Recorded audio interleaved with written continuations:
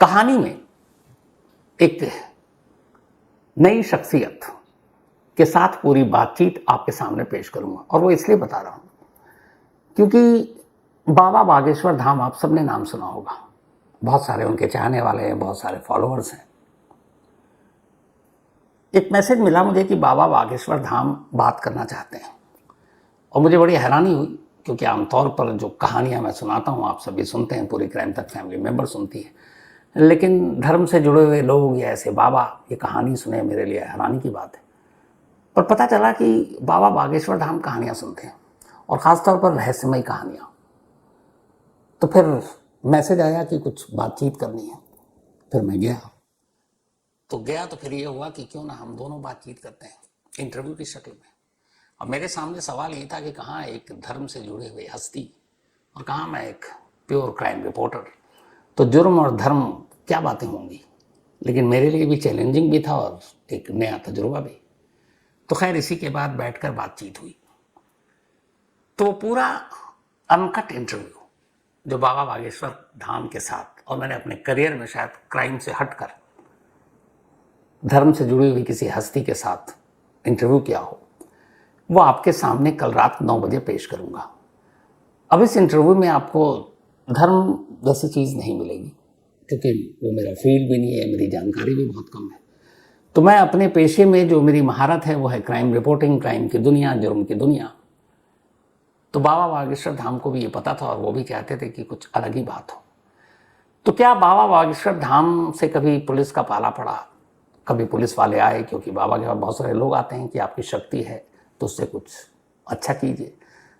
तो बहुत सारे अनसॉल्व केसेस हैं। तो क्या बाबा बागेश्वर धाम के पास पुलिस वाले आए कि हमसे तो सुलझ नहीं रहा, आप ही सुलझा दीजिए? या क्या बहुत सारे आजकल के बाबा जेल में हैं तो उससे बाबा पर दबाव पड़ता है कि नहीं? या कभी उनका स्टिंग ऑपरेशन या हनी ट्रैप में फंसाने की कोशिश की गई कि नहीं? ट्रंप और अभी मौजूदा जंग को लेकर वो क्या सोचते हैं? अपने देश की पुलिस के बारे में उनकी राय क्या है? इनकाउंटर को लेकर वो क्या कहते हैं? जुडिशरी को, अदालत को लेकर क्या कहते हैं? हमारे यहाँ की पूरी कानून व्यवस्था पर उनकी क्या राय है? और क्रिकेट के शौकीन हैं और सुना क्रिकेट में वो चीटिंग भी करते हैं, उस पर वो क्या कहते हैं? तो ऐसे तमाम सवाल जो जुर्म के इर्द गिर्द बुने हुए हैं, वो सवाल जवाब बाबा बागेश्वर धाम के साथ पूरा इंटरव्यू अनकट कल रात 9 बजे क्राइम तक पर आप देखिएगा। और देखने से ज़्यादा ज़रूरी ये है कि अपनी राय जरूर दीजिएगा। तो इंतज़ार करूंगा और कल पूरा इंटरव्यू आपके सामने। अब आते हैं आज की कहानी के ऊपर। बहुत पहले मैंने आपको एक कहानी सुनाई थी युगांडा के तानाशाह, जो बहुत सारे लोग कहते हैं आदमखोर डिक्टेटर, ईदी अमीन। ये नाम शायद सभी जानते हो क्योंकि ईदी अमीन का चेहरा सामने आते ही खौफ की तस्वीरें जहन में कौंधने लगती हैं। 3 लाख से ज्यादा युगांडा के लोगों को मारने का इल्जाम है ईदी अमीन पर। कहते हैं बहुत सारे लोगों को मार कर खा चुका था ईदी अमीन। तो एक आदमखोर, एक डिक्टेटर, एक खूंखार शासक, उसकी इमेज थी ईदी अमीन। एक वक्त में मैं ये कहानी ईदी अमीन की नहीं सुना रहा हूँ, लेकिन ये इसलिए सुना रहा हूँ कि इसके बाद जो कहानी सुनाऊंगा उससे आप फौरन रिलेट कर लेंगे। ईदी अमीन एक वक्त में 1966 से पहले वहाँ की सेना के प्रमुख या जनरल हुआ करता था, वहाँ का भाई सेना अध्यक्ष था। लेकिन अपनी ही फिर जो सरकार थी उसका तख्ता पलट कर और युगांडा का शासक बन गया 1971 में। और 71 से लेकर 79 तक उसने हुकूमत की। इस दौरान में बहुत सारे जुल्म किए, जो भी उसके खिलाफ आवाज़ उठाता उसे मार देते। अपने ही देश के 3 लाख से ज़्यादा लोगों के कत्ल का इल्ज़ाम था ईदी अमीन पर। और ये वही ईदी अमीन है जिसने एक बार इजराइल के प्लेन को हाईजैक कर लिया था, किसी और ने किया, लेकिन अपनी सरजमीन पर उसने उतारने की इजाज़त दे दी। बाद में मोसाद ने वो ऑपरेशन किया, ये भी कहानी आपको सुनाई, और कैसे एक देश में घुसकर उस पूरे प्लेन के बंधकों को छुड़ा कर ले गया मोसाद और इजराइल। ये उसी ईदी अमीन के दौर की कहानी है। तो ईदी अमीन के जुल्म के खिलाफ युगांडा के बहुत सारे लोगों ने क्रांति की, और उसी में से एक शख्स उस वक्त थे, उनका नाम था योवेरी मुसेवेनी। योवेरी मुसेवेनी भी उसी युगांडा की पैदाइश थी उनकी, वहाँ पैदा हुए। और जब ईदी अमीन के जुल्म सितम बढ़ते गए तो फिर उन्होंने वहाँ पर गुरिल्ला वॉर छेड़ा, और आखिरकार 1979 में ईदी अमीन को भागना पड़ा युगांडा छोड़कर। तो जब ईदी अमीन युगांडा छोड़कर भाग गया, इसके बाद अब युगांडा एक तरह से एक तानाशाह के चंगुल से, एक आदमखोर के चंगुल से आज़ाद हो गया था। इसके बाद युगांडा में चुनाव हुआ और उस चुनाव में मिल्टन ओबोटे, जो कि ईदी अमीन के खिलाफ भी लड़ाई लड़े, वो जीते और वहां के राष्ट्रपति बने। अब इत्तेफाक से योवेरी मुसेवेनी भी उस पद के दावेदार थे, लेकिन बने ओबोटे। लेकिन ओबोटे को जनता शायद ज्यादा पसंद नहीं कर रही थी और खुद मुसेवेनी भी। तो 1986 में मुसेवेनी ने ओबेटो का भी तख्ता पलट कर दिया और अब खुद योवेरी मुसेवेनी युगांडा के राष्ट्रपति बन गए। तब युगांडा के राष्ट्रपति बनने का एक टर्म उम्र होती थी कि इससे ज़्यादा आप नहीं बन सकते, 70-75 साल। लेकिन 1986 में मुसेवेनी युगांडा के प्रेसिडेंट बने और उसके बाद से पिछले 40 साल से ज़्यादा का वक्त हो गया। आज भी वो युगांडा के प्रेसिडेंट हैं। इस वक्त उनकी उम्र है 91 ईयर। उनकी वाइफ जो है वो वहाँ की एजुकेशन मिनिस्टर है और उनका जो बेटा है मुहुजी कैनेरुगाबा, ये युगांडा का जनरल है, सेना अध्यक्ष है। सेम वही जो 1966 में ईदी अमीन हुआ करता था, युगांडा का सेना अध्यक्ष। आज युगांडा का जनरल या सेना अध्यक्ष जनरल मुहुजी कैनेरुगाबा है। जनरल मुहुजी कैनेरुगाबा योवेरी मुसेवेनी, जो इस वक्त युगांडा के प्रेसिडेंट हैं, उनका बड़ा बेटा है और इस वक्त वहां का पूरी सेना उसके हाथों में है। पिता की उम्र 91 ईयर हो गई, कुछ दिन और रहेंगे। अब इसके बाद युगांडा की कमान किसके हाथों में जाएगी? ज्यादातर युगांडा के लोग और एक्सपर्ट यही मानते हैं कि जनरल मुहुजी कैनेरुगाबा युगांडा का अगला प्रेसिडेंट होगा। अब हालांकि योवेरी मुसेवेनी ने युगांडा के लिए बहुत काम किया और इसलिए वहाँ के लोग भी बहुत पसंद करते थे। जब ईदी अमीन के चंगुल से आज़ाद हुआ तब उन्होंने वहाँ के लोगों के लिए स्कूल, हेल्थ, इस पर बहुत काम किया और कहते हैं कि युगांडा की इकोनॉमी को भी बहुत सुधार दिया।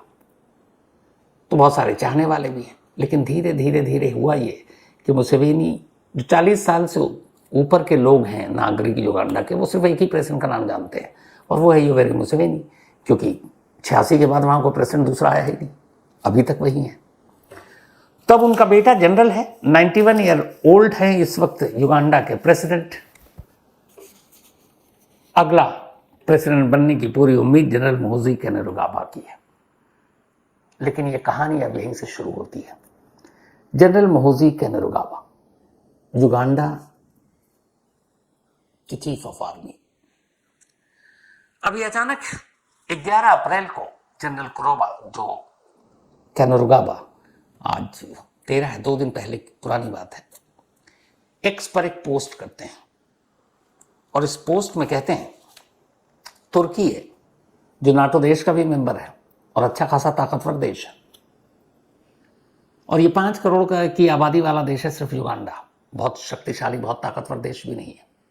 केनिया और सोमालिया के इर्द गिर्द ये देश बसा हुआ है, एक अफ्रीकी देश है। तो जनरल कैनेरुगाबा एक पोस्ट डालते हैं और सीधे सीधे तुर्की के नाम एक धमकी देते हैं। कहते हैं कि आप हमें $1 अरब, जो इंडियन करेंसी में अगर आप जोड़ें तो अभी डॉलर का जो रेट है 92 रुपीज़ के हिसाब से देखें तो 92,000 करोड़ रुपीस, 92,000 करोड़ रुपए आप हमें दे दो और साथ में तुर्की की इस वक्त की जो सबसे खूबसूरत लड़की है उससे मेरी शादी करा दो। अब एक देश का जनरल, आर्मी चीफ, सेना अध्यक्ष, उस देश के राष्ट्रपति का बेटा एक दूसरे देश को सीधे खुले खुले ये धमकी दे रहा है कि तुम हमें $1 अरब दो और तुर्की की सबसे खूबसूरत लड़की से मेरी शादी करो। इसे आप क्या कहेंगे? लेकिन ये मजाक नहीं है, ये बाकायदा धमकी दी गई है। अब ये $1 अरब पहले डॉलर की धमकी की बात ये क्यों मांगा? असल में युगांडा के बराबर में एक देश है सोमालिया। सोमालिया में काफी कुछ आतंकवाद था, कहते हैं ISIS के लोग भी वहां मौजूद थे। तो सोमालिया के लोगों ने मदद मांगी तो युगांडा ने सोमालिया की बड़ी मदद की अपनी सेना को भेजकर, और इस चक्कर में, इस ऑपरेशन में बहुत सारे युगांडा के सैनिक की मौत भी हो गई। और इसी दौरान इसी सोमालिया में तुर्की अपना बिजनेस कर रहा था, वहाँ के पुल, वहाँ के बिजली, वहाँ के एयरपोर्ट, ये सारे डेवलप कर रहा था और इससे अच्छा खासा मुनाफा भी कमाया तुर्की ने, क्योंकि वो सारे बिजनेस घराने के लोग तुर्की के सोमालिया में काम कर रहे थे। युगांडा सोमालिया के आतंकवाद से लड़ा था और उसकी सेना की जान भी जा रही थी। तो उसके बाद खैर सोमालिया थोड़ा शांत हुआ, आतंकवाद खत्म हुआ, और इस दौरान में तुर्की ने भारी मुनाफा कमाया सोमालिया में बिजनेस करके। अब जनरल कैनरुगावा जो ठीक ईदी अमीन की तरह 66 वाले वहां का सेना अध्यक्ष है, आर्मी चीफ है, उसने इसी बात पर धमकी दी 11 अप्रैल 2026 को तुर्की को कि आप हमें $1 अरब दो, यानी 92,000 करोड़ रुपए, क्योंकि मैं सोमालिया में अपनी सेना को भेजकर उनकी जान जोखिम में डालकर वहां लड़ाई लड़ा था आतंकवाद से, और उसी वक्त में आप अपने इंडस्ट्रियलिस्ट, अपने बिजनेसमैन को भेजकर वहां से पैसे कमा रहे थे, तो आपने बहुत पैसे कमाए, तो उस मुनाफे में से $1 अरब आप हमें दे दो, जो जोड़ जोड़कर हमने हिसाब लगाया। अब एक देश तो सीधे सीधे धमकी दूसरे देश का एक सेना अध्यक्ष दे रहा। अब यहां तक तो चलो ठीक है भैया, मुनाफा है, बाकी चीजें, पर ये क्या बेतुका। उसने दूसरा ये रखा कि इस पैसे के साथ साथ तुर्की की सबसे खूबसूरत लड़की से आप हमारी शादी करा दो, और इस शादी के बदले में हम आपको 100 गाय देंगे। युगांडा के गाय की एक खास नस्ल है, और वहाँ पे एक कल्चर भी है कि युगांडा में अगर कोई रिश्ता होता है, कोई शादी के लिए, ये सारी चीज़ें, तो गिफ्ट में गाय देते हैं, और कहते हैं दुनिया की बेहतरीन जो गाय की नस्ल है वो युगांडा में है। तो वहाँ लोग पालते भी इसको बहुत प्यार से, तो वहाँ गाय देना एक मतलब इज्जत की बात होती है। तो जनरल कैनरुबा को ये पूछा गया कि भाई कितनी गाय देनी चाहिए, तो उसने कहा कि 100 गाय देते हैं। तब तुर्की की लड़की से शादी करनी, $1 अरब मांगना, ये इसने इस पर पोस्ट कर दी।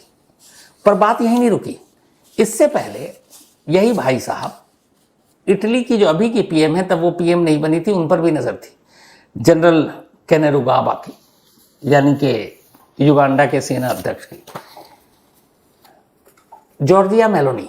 ये नाम आपने सुना होगा, सोशल मीडिया पे बड़े इसको लेकर मीम बनते हैं, हमारे प्राइम मिनिस्टर के साथ जोड़े जाते हैं। आजकल एक बड़ा वायरल है सोशल मीडिया पर, जो अलग अलग देश के अध्यक्ष के साथ एक कोई कॉपी कर रहा, मिमिक्री कर रहा आवाज़ में, और कैसे विदेशी गेस्ट के साथ मिलते हैं, उसकी पूरी है, उस पर शायद बैन भी लग गया है। तो उसमें भी एक जगह ये नाम मेंशन होता है, मेलोनी। ये इटली की पीएम है इस वक्त। तो इन्हीं जनरल साहब ने एक बार सीधे सीधे इटली से भी ये कह दिया धमकी कि भैया मेलोनी का रिश्ता भेज रहा हूँ, एक्सेप्ट करो, मेलोनी से शादी करा दो, और मैं मेलोनी से शादी करा देता हूँ। और इसके लिए भी ये उस वक्त 100 वही युगांडा की खास गाय देने के लिए तैयार थे। अब वो अभी खैर पीएम है, और जब ये ऑफर गया था, ये 2023 में गया था, तब शायद वो पीएम थी नहीं, या 22 में गया था।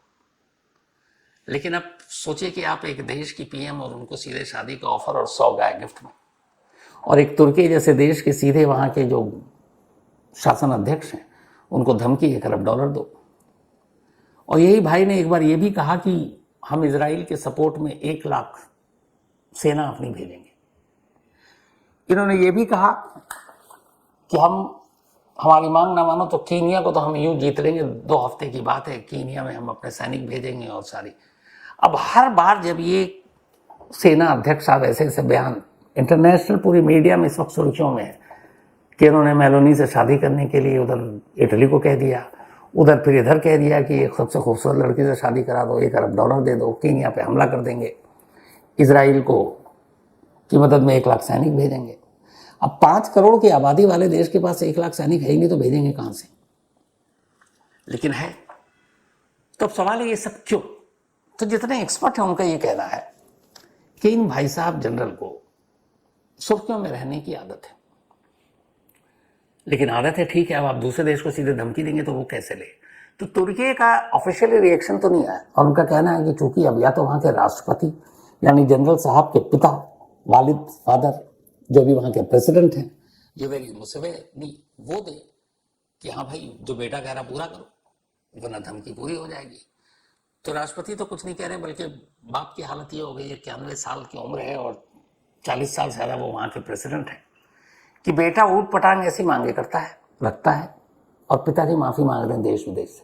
जब कहा कि कीनिया पर हम 2 हफ्ते में विजय पालेंगे और सेना भेजकर, जो वहां के प्रेसिडेंट हैं इनके पिता, उन्होंने कीनिया से माफी मांगी। जब मेलोनी से शादी की बात कर दी, तब इटली से पिता ने कहा कि बेटा मेरा शायद थोड़ा सा ऐसे ही है। अब जब तुर्की की बात आ गई, ये तो ताज़ा ताज़ा मामला गर्म है एकदम, तो यहाँ पे भी बाप शर्मिंदगी झेल रहा है, हालांकि एक देश के प्रेसिडेंट है, कि क्या करें। अब इसे आप क्या कहेंगे? हालांकि तुर्की का ऑफिशियल स्टेटमेंट नहीं आया, लेकिन शायद सिर्फ सोशल मीडिया के जरिए वो जवाब नहीं देना चाहता। लेकिन मीडिया में अब जो दो चीजें आ रही है वो ये कि जिस तरीके से युगांडा का इतिहास रहा एक लंबे साल तक, ईदी अमीन का जुल्म कहर और ईदी अमीन का बैकग्राउंड, कि कैसे वो एक देश का सेनाध्यक्ष बना और फिर उसने तख्त हासिल किया। सेम इन जनरल साहब की हालत है सेनाध्यक्ष की, कि सेना अध्यक्ष भी हैं और अब दुनिया को धमका रहे हैं, और पिता की बात 91 साल की तो उम्र हो ही गई है, कुछ वक्त की बात है, युगांडा के लिए तख्ती पर बैठेंगे, तख्त पर। तो अगर पूरी तरह से राष्ट्रपति बन गए, तो एक राष्ट्रपति इस तरह की अगर धमकी, क्योंकि शुरुआत से ही देते रहे सबको, तो फिर युगांडा का क्या होगा, ये भी सोचने वाली बात है। और अब युगांडा के लोग भी कि जिस आज़ादी की बात कर रहे थे, एक ही शख्स 1986 से प्रेसिडेंट चला आ रहा है, तो एक तरह का डिक्टेटरशिप हो गया। तो वहां कम से कम चुनाव, 7 बार चुनाव हो चुका है, और 7 बार हालांकि चुनाव होता है वहां, पर 7 बार से लास्ट मुसेवेनी वहां का चुनाव जीत रहे हैं। और इनका पूरा खानदान जो है, फैमिली है, वो अलग अलग सरकारी पदों पर है।